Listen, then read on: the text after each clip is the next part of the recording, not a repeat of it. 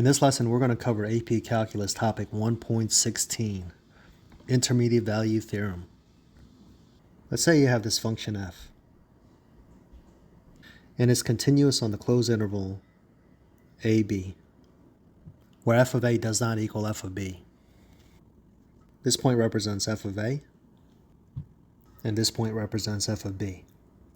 And let's say k is any number between f of a and f of b. Then the intermediate value theorem says there must be at least one c between a and b such that f of c equals k. And in our example, there's three such values. Of course, I could have chose k to be higher or lower so that I could have one value of c. But the intermediate value theorem says there's at least one number c where f of c is equal to k.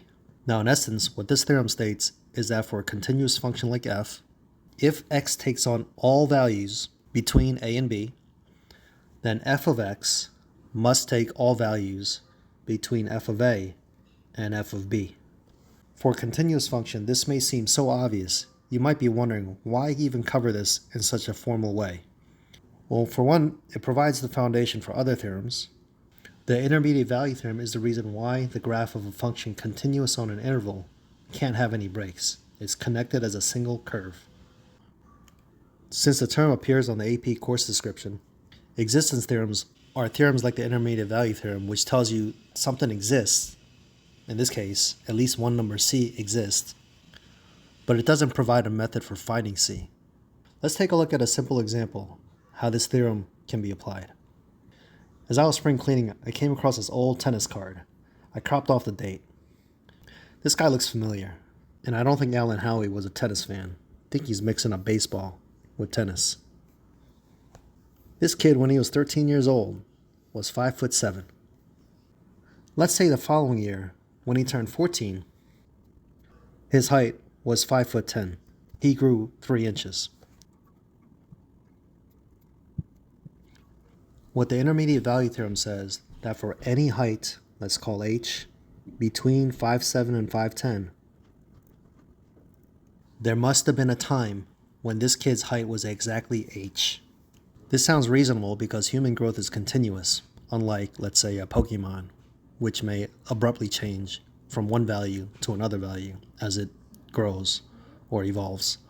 Actually, let's consider that example. I just asked Google how tall Snover and Obama Snow are, and this is what it gave me. Notice Snover's height function is not continuous. That means it might skip over h and never achieve that value. On the AP exam, you may get a problem like this, where it asks you to use the intermediate value theorem to figure out if there's a solution to an equation on a particular interval. Usually the case will be that f of a and f of b will have opposite signs, which means there'll be at least one root.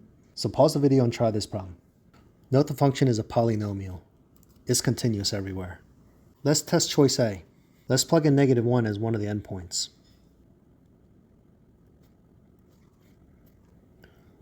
So one of the ends is negative. Let's see if 0 being the endpoint will give us a positive number. It doesn't. So we can eliminate that choice. So what we just showed was at -1, the function has a value of -11, and at 0, it has a value of -7. So whatever this function looks like, it doesn't guarantee that the function crosses 0. So let's try choice B. We just plugged in 0 and got -7. And now let's plug in 1. Again, we got two values that are negative. That's not going to help us. We just showed if 1 is one of the endpoints, then the value of the function is -3. So now let's plug in 2. So there's our answer.